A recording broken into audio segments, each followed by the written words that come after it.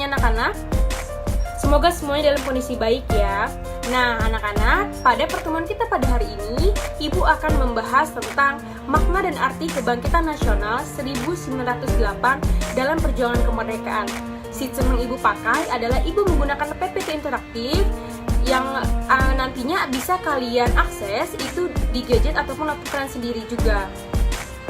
Nah, mari kita mulai pembelajarannya, mari kita simak. Baiklah, kita mulai dengan PowerPoint interaktif. Dengan judul materi, Makna dan Arti Kebangkitan Nasional 1908 dalam Perjuangan Kemerdekaan. Kita ke materi. Hal pertama yang kita bahas adalah apa sih itu kebangkitan nasional?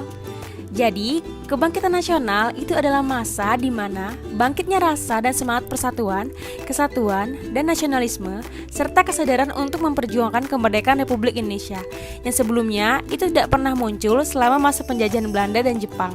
Jadi, pada saat itu, rakyat Indonesia masih sangat takut dalam melawan penjajah dikarenakan pengetahuan yang kurang dan senjata yang tidak memadai.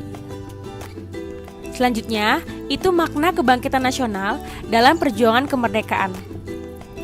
Yang pertama, itu kondisi bangsa Indonesia sebelum tahun 1908. Pada masa ini, bangsa Indonesia itu harus berjuang melawan penjajah Belanda, tetapi Indonesia selalu mengalami kegagalan, disebabkan oleh perjuangan yang masih bersifat kedaerahan dan juga senjata yang digunakan masih sangat tradisional.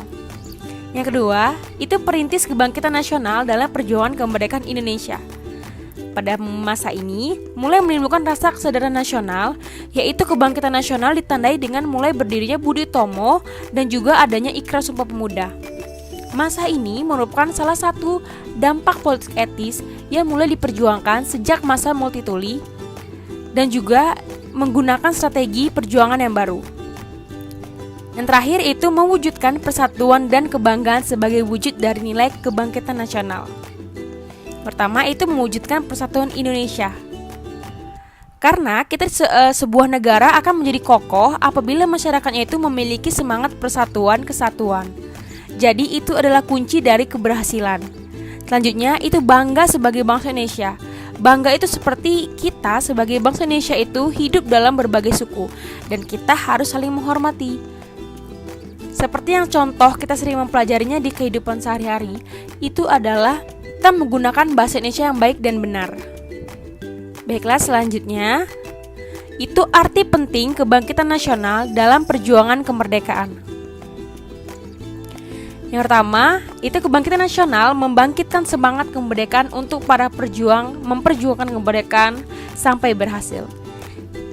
Kedua, itu kebangkitan nasional memotivasi para pejuang untuk membentuk dasar dan hukum Indonesia, yaitu Pancasila dan Undang-Undang Dasar 1945.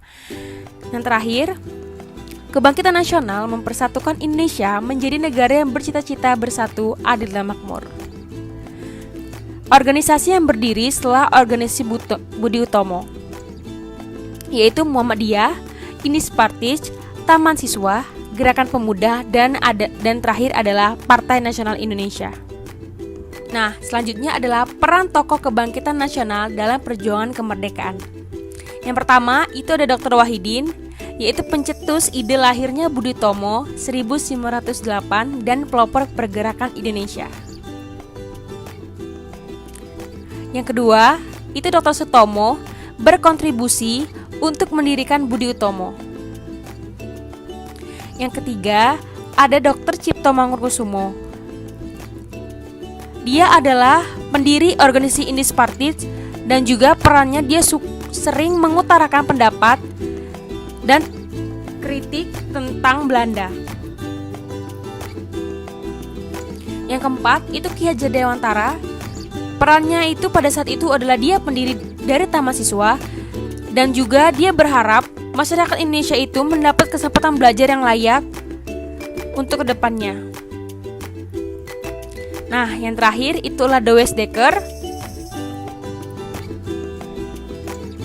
Dia juga mendirikan Unispartis bersama Dr. Cipto Mangunkusumo dan juga kontribusinya dalam bidang politik. Selanjutnya kita ke video.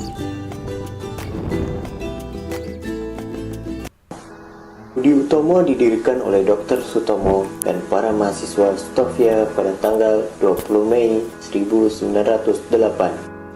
Organisasi ini bergerak di bidang sosial, ekonomi, dan kebudayaan. Penggagas organisasi ini adalah Dr. Wahidin Sudiro Husodo. Stovia atau School of Blending van Indes Artsen adalah sekolah kedokteran. Maka dari itu, anggota Budi Utomo rata-rata adalah mahasiswa kedokteran. Adapun tujuan dari berdirinya Budi Utomo adalah memajukan pengajaran, memajukan pertanian, memajukan teknik dan industri, dan menghidupkan kebudayaan. Para anggota Budi Utomo berpendapat bahwa figur orang tua yang pantas untuk memimpin organisasi ini, sementara para pemuda adalah motor bergeraknya organisasi. Kebanyakan para pemimpin berasal dari golongan priai atau bangsawan dari kalangan kraton. Pada tanggal 3-5 Oktober 1908, Budi Utomo menyelenggarakan kongresnya yang pertama di Yogyakarta. Kongres pertama ini mengangkat Raden Adipati Tirtokusumo, bekas Bupati Karanganyar, sebagai ketua Budi Utomo. Budi Utomo mengalami beberapa kali pergantian pemimpin pada 10 tahun pertama, dan pada masa kepemimpinan Aryo Noto Dirojo dari Kraton Pakualam, Budi Utomo mengalami fase perkembangan yang sangat penting. Semakin lama pergerakan Budi Utomo semakin bergeser ke bidang politik. Pada tahun 1928, Budi Utomo masuk menjadi anggota Permufakatan Perhimpunan Politik Kebangsaan Indonesia atau disingkat PPPKI, satu federasi partai politik Indonesia yang terbentuk atas Plaksara PNI Soekarno. Pada tahun 1931, Budi Utomo bergabung dengan PBI atau Persatuan Bangsa Indonesia. Penggabungan ini yang kemudian menjadi tonggak berdirinya organisasi baru Parindra atau Partai Indonesia Raya. Pemerintah kemudian menetapkan tanggal berdirinya Budi Utomo sebagai Hari Kebangkitan Nasional karena organisasi ini telah menjadi pelopor organisasi kebangsaan. Setelah kalian menyaksikan video, kalian bisa mengikuti kuis yang sudah ada di PPT interaktif ini. Yaitu sudah kalian bisa langsung mengklik link quizzes.com ini. Setelah kalian mengklik quiz.com,